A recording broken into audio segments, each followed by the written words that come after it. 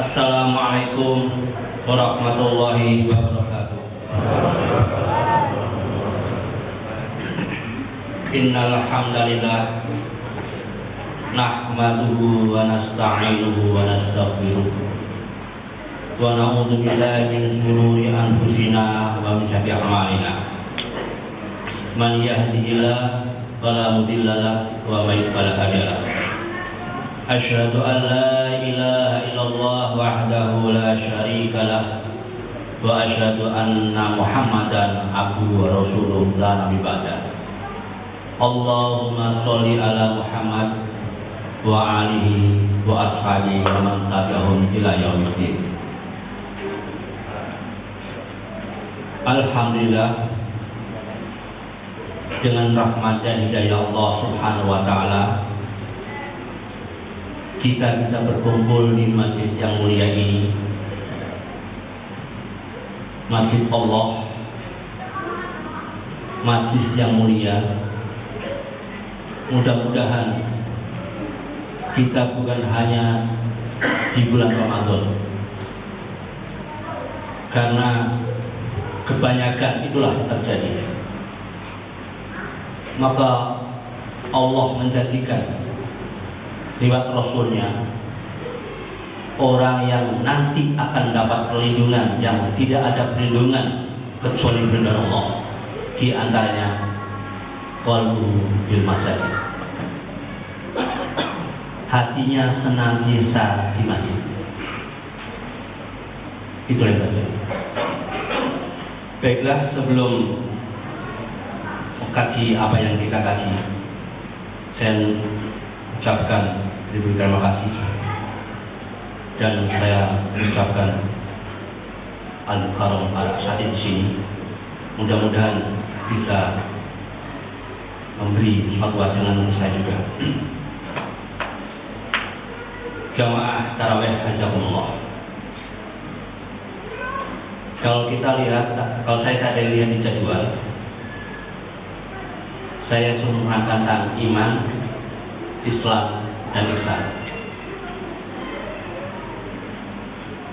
Saya pikir nggak cukup kalau cuma waktunya segitu. Jadi saya mendidik sedikit tentang iman. Al-Quran Al-Karim, yaitu kalam Allah, termasuk iman kita. Karena iman bukan hanya ucapan, bukan hanya pengakuan saja, tetapi harus dibuktikan dengan agar mengamalkan amal ibadah kita. Kalau ngaku seorang beriman, tidak sholat, akan lepas keimanan itu. Ngaku seorang beriman, nggak sholat, akan lepas keimanan itu. Karena tiga ini tidak bisa dilepaskan. Mengucapkan beriman, meyakini ajaran-ajaran Allah, yaitu al-Islam, betul-betul yakini hak adanya, tidak benar. Lalu dibuktikan dengan amal perbuatan, tanda bukti kita seorang beriman. Contoh paman Nabi sendiri, yaitu Abu Thalib, selalu membersamai, selalu menjadi backing Rasulullah SAW. Ibarat kalau kamu ganggu Muhammad ponakanku, pakai dulu aku, kasarnya gitu. Dan itu betul dibuktikan dengan Masya Allah sampai wafatnya. Maka begitu wafat Rasul sedih, karena tantangan lebih hebat. Tapi karena begitu wafat, disuruh Rasulullah untuk mengucapkan kata la ilaha illallah. Wahai paman, ucapkan itu dari Allah. Nanti aku akan ada bukti untuk membilang kau bahwa anda seorang beriman. Paman seorang beriman. Begitu tidak, maka itulah Rasulullah menangis. Yang selalu bersama Rasul, berjuang bersama Rasul, karena syahadat? Tidak. Begitu juga Fir'aun. Tatkala mau wafat, amantu bi rabbil Musa wa Harun. Karena tidak melakukannya, selamat tinggal. Dan seterusnya. Maka seorang yang beriman betul-betul lam yartab imanah. Tidak ada keraguan sedikit pun keimanannya tentang satu, adanya Allah. Mungkin adanya Allah, orang di luar kita pun percaya. Tetapi mahanya Allah, nah ini yang masalah. Mahanya Allah ini banyak di kalangan orang yang aku beriman, tapi tentang mahanya Allah selamat tinggal. Contoh saya akan kasih Al-Quran. Di dalam surat Al-Isra ayat 9 dikatakan, Inna hadal Qur'ana yahdi lillati hi aqwam. Sesungguhnya di dalam Al-Quran ini adalah petunjuk yang sangat lurus. Nah, sekarang dengan kalam Allah ini yang menjelaskan bahwa Al-Quran adalah petunjuk orang-orang kalau ingin jalannya lurus sampai nanti puncaknya itu al-jannah. Karena yang dimaksud lurus ini bukan lempeng, yang dimaksud Siratul Mustaqim yaitu jalan yang ditempuh oleh Rasulullah SAW atau Nabi sebelumnya. Wasyuhada wasyuhada wasyolihin. Dengan Nabi, para Nabi, wasyuhid dan orang betul seperti Abu Bakar As-Siddiq radhiyallahu harus buktikan. Jadi tentu saja jalan yang ditempuh Rasulullah dan para sahabat tidak lempeng. Ada yang mungkin sejarah sudah kita sama mau. Bagaimana kondisi Bilal bin Rabah? Itulah tantangan. Dan bagaimana Khabbab bin Aras? Sampai Khabbab bin Aras tatkala zaman Umar bin Khattab radhiyallahu anhu jadi khalifah, di tengah-tengah jamaah ini dipanggil, ta'ala, aku tidak maksud maju depan. Lalu suruh ikhlas, suruh membuka baju. Tentu malu. Ini di depan jamaah muslimin. Tetapi apa yang terjadi? Begitu karena Umar bin Khattab radhiyallahu anhu buka. Setelah dibuka, Pak, tidak ada satupun badannya ini yang lurus, artinya yang utuh. Semuanya disetrika dengan apa yang terjadi. Karena bin As itu seorang yang tukang besi, jadi bikin itu juga. Begitu besi sudah merah panas, tempelkan badannya. Karena apa? Gara-gara mengikuti ajaran Rasulullah sampai utuh semuanya, tidak ada yang tertinggal. Maka inilah perjuang dulu. Kita lihat. Ini Rasulullah Umar bin Khattab ingin memperlihatkan betapa perjuangan dulu ini hasilnya, supaya generasi berikutnya ingin berjuang. Bagaimana keluarga Ammar bin Yasir? Saking begitu tombak dimasukkan seluruh tubuhnya, ibarat nafas. Saya bukan nggak tega saya mengatakan, tapi karena ini supaya kita tahu sejarah. Seperti sate itu ya, tubus.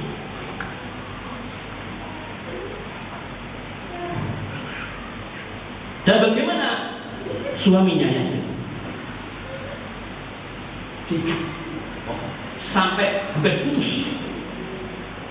Itulah mati syahid yang pertama kali di kalangan wanita. Dan banyak bukan hanya mereka itu aja. Nah ini jalan tentu saja itu terjadi. Jadi jalan apa? Saya Islam enak, semua lurus.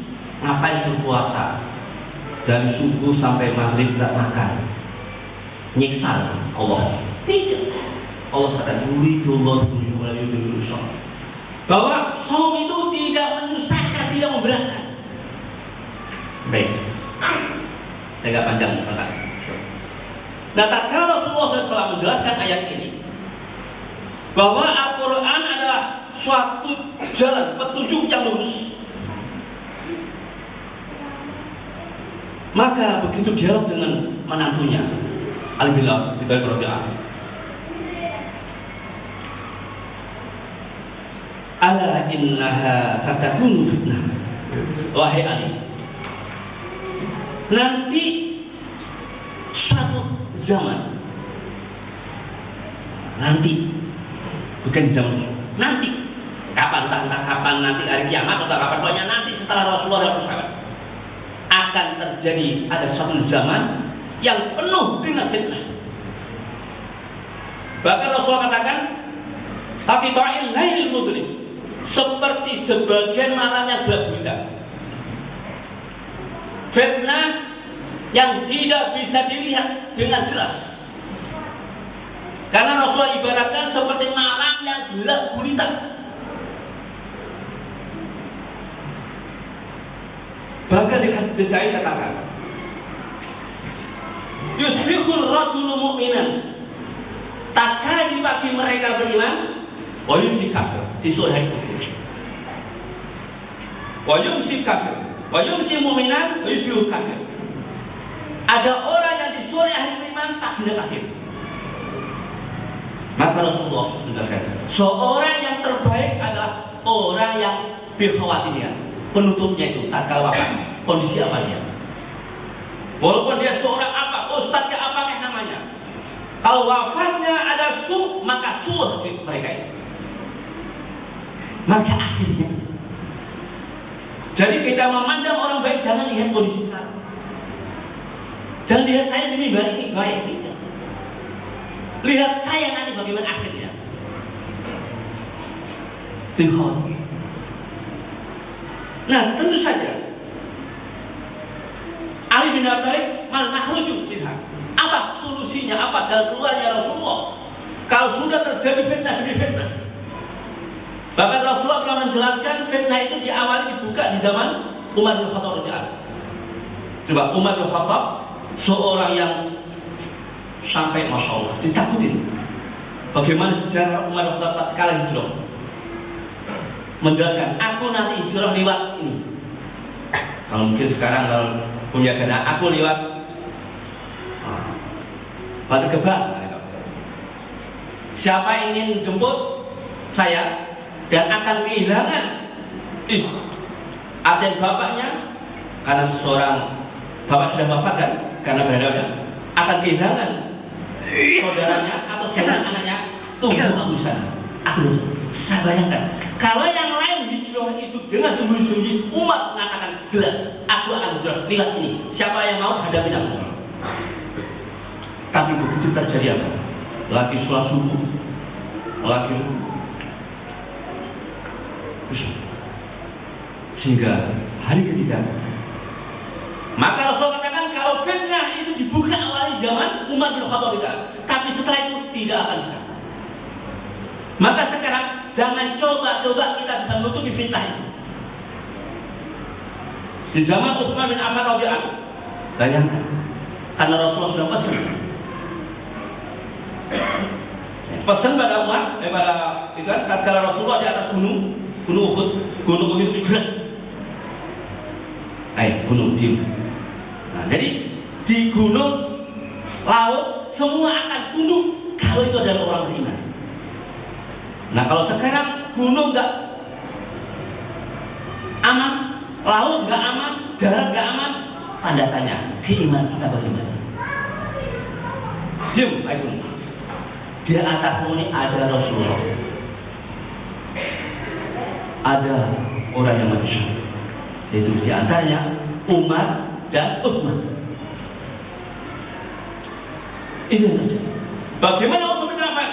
Begitu kondisi di dalam masjid ini, orang lagi baca Quran, seorang Syiah, seorang yang ngaku beriman, mengaku cinta Ali, ternyata tidak, sebagai Ali pun dibunuhnya, bahkan anaknya juga seharusnya dibunuhnya. Apa pesan Rasulullah? Baik, Karena sebelumnya itu Rasulullah lagi mengangkat kakinya di sumur, terus di suatu kebun ada penjaganya. Nanti pertama datang adalah Abu Bakar. Katakan, tatkala dia mengatakan Assalamualaikum, Waalaikumsalam, dan katakan Anda langsung masuk surga. Tapi begitu Abu Bakar, begitu Umar bin Khattab tunggu dulu. Assalamualaikum, ditunggu. Dan langsung dijawab. Dan katakan nanti akan syahid. Begitu juga setelah Utsman, begitu juga lebih lama lagi. Dan itulah Rasulullah menjelaskan, kalau terjadi pada kamu jangan melawan, diam. Karena kondisi itu nggak mungkin bisa lihat ini si A si B ini orang kufur atau tidak, seperti ini.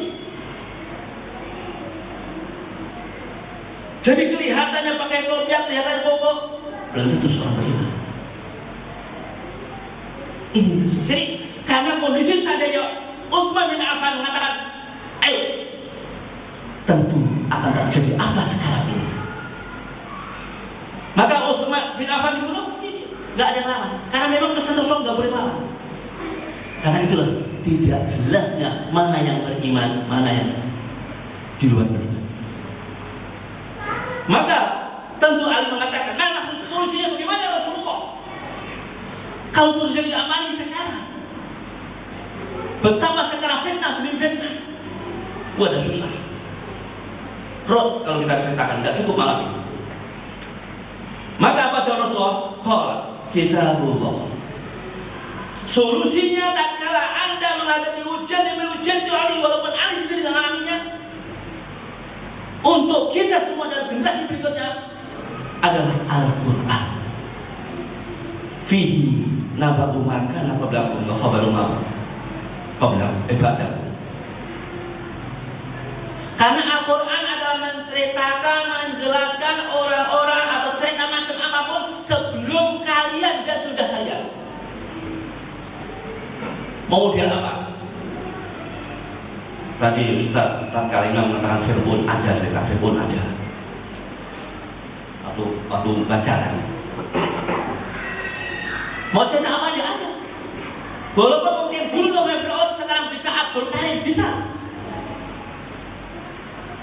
Nah, saya jadi karena khawatir nanti yang lain marah. Bisa. Kita lihat surat yang awal, kedua ya, Al-Baqarah.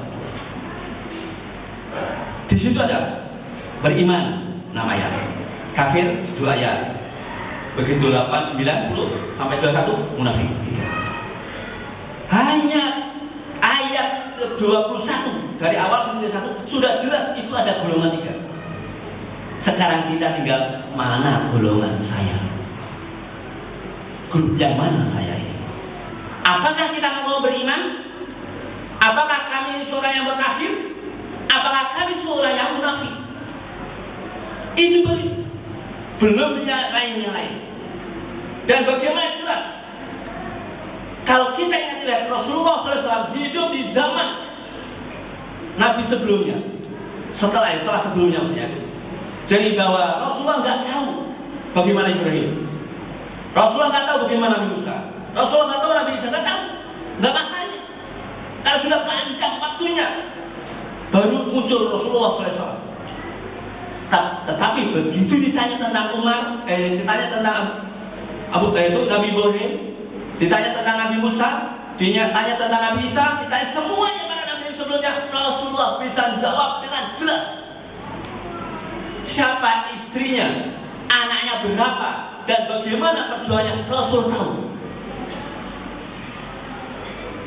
Dan di sini jelas betapa orang-orang beriman apa akibatnya, dan bagaimana seorang kafir apa akibatnya, seorang munafik bagaimana, ada semuanya. Maka kalau kita pahami Al-Quran, insya Allah kita nggak akan tertipu dengan ujian demi ujian itu. Kita akan lempeng terus. Nah ini yang terjadi. Maka bagaimana para sahabat untuk memahami ayat itu? Bagaimana tatkala Abu Bakar As-Siddiq itu membaca cuma 10 ayat. Kalau sudah hafal, diamalkan. Kalau belum bisa, nggak mau nambah. Bagaimana Profesor? Cuma puluhan Al-Ikhlas itu. Setiap imam ini puluhan lagi.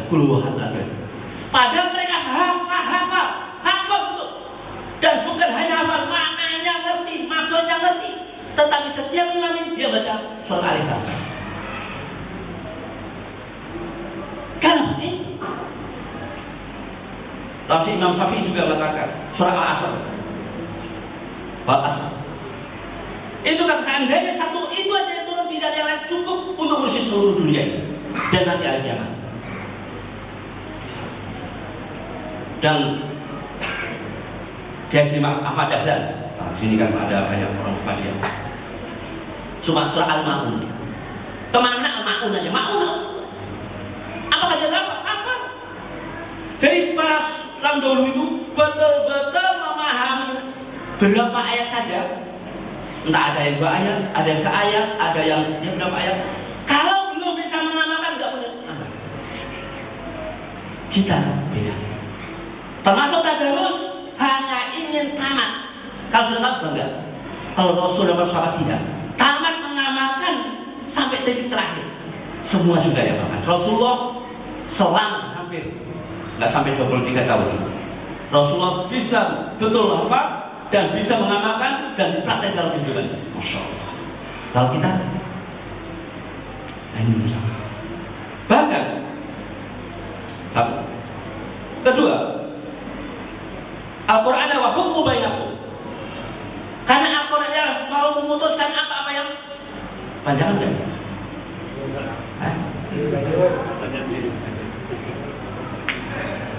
Kasihan ini.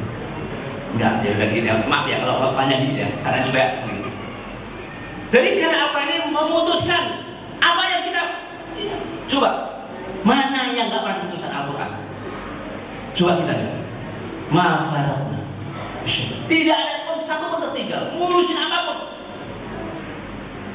Coba tentang nyamuk, makanya Ustaznya nanti ada sampai Allah mengatakan. Inna Allah la yastahi ayat juga masalah makhluk. Allah gak bersama untuk bikin nyamuk. Nyamuk udah ngapain ngurus nyamuk? Tapi apakah mulia nyamuk atau mulia kita? Mulia mana? Nyamuk minum khamar kan? Nyamuk mabuk kan? Nyamuk ada bunuh diri kan? Betapa nyamuk dengan nyamuk itu berapa manusia bisa mendapatkan harta? Coba pabriknya berapa duit itu ini. Nah kita Pak, hidup apakah bisa bermanfaat atau tidak? Nyamuk kemanapun dia tetap taat kepada Allah. Nah kita bagaimana?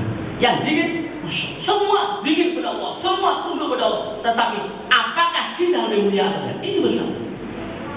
Tentang lalat surat Al-Ahzab sekarang kan, Masya Allah. Ini jadi betul-betul ngurusin apa? Coba di zaman Rasulullah SAW tidak ada masalah setelah Rasulullah hampir wafat, tuntas semua. Masalah kecil sampai masalah ekonomi tuntas. Kalau sekarang satu masalah kehilangan ayam, masalah tambah gede. Gak tuntas-tuntas, ayam loh.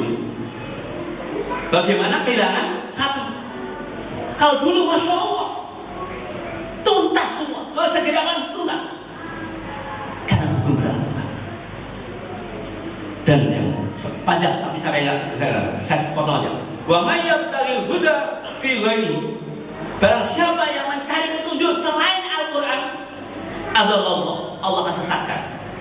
Kita lihat betapa pakar-pakar yang hebat. Kalau sudah Al-Quran dibuang, Al-Quran nggak jadikan petunjuk, Al-Quran nggak jadi pedoman, apa yang terjadi? Kita lihat. Contoh dulu, Apindo. Coba bagaimana memutuskannya itu? Maka disitulah datanglah dukun-dukun dengan membawa kambing, dengan sapi. Kan di situ korban. Ya apa? Gunung, itu tuntas.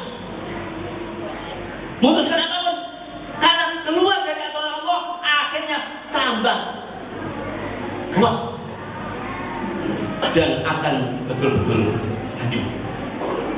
Nah itu yang terjadi. Maka petunjuk. Dan dulu ada maaf, seorang yang hafal Quran, seorang jabatannya pun tinggi, apa yang terjadi? Doker-doker di Bogor cari apa dulu. Nah, saya nggak sebutkan, maaf. Nah di situ itu seorang yang hafal Al-Quran, faham Al-Quran, bahkan itu dia hafal dan ahli tafsir orang itu, dan kedudukannya masya Allah. Mantap. Agama. Bayangkan, bisa. Kenapa? Karena keluar dari Al-Quran itulah ibadah. Nah banyak sekali bahwa Al-Quran adalah petunjuk. Nah tentu saja tak cukup, saya mohon maaf karena saya nggak tuntas juga semuanya, karena waktu nggak mungkin, nggak khawatir yang kelamaan. Ya tentu saja intinya bahwa mari gimana kita pada Al-Quran, karena kalam Allah. Karena Al-Quran seandainya diturunkan pada gunung, maka gunung itu akan hancur karena ketakutan pada Allah. Nah sekarang pada kita, apa yang kita rasa setelah kita memahami Al-Quran? Jangan sampai Al-Quran kita takut, sebagaimana Allah ibaratkan waktu hujan lebat, begitu hujan ada petir ngumpet, begitu tangan dikit maju depan, langkah ke depan, begitu ada otot melengkung lagi. Jangan sampai dengan Al-Quran tambah anti Al-Quran dan takut pada Islam. Nah tentu saja setiap kebenaran dari Allah, dan apabila kata-kata saya agak salah itu sebagai insan, saya afu minkum, dan tentu saja kita berlindung pada Allah SWT. Dan marilah jadikan Al-Quran sebagai pedoman hidup kita agar kita selamat di dunia wal akhirah. Subhanallah wa bihamdihi, asyhadu an la ilaha illa anta, astaghfiruka wa atubu ilaik. Assalamualaikum warahmatullahi wabarakatuh.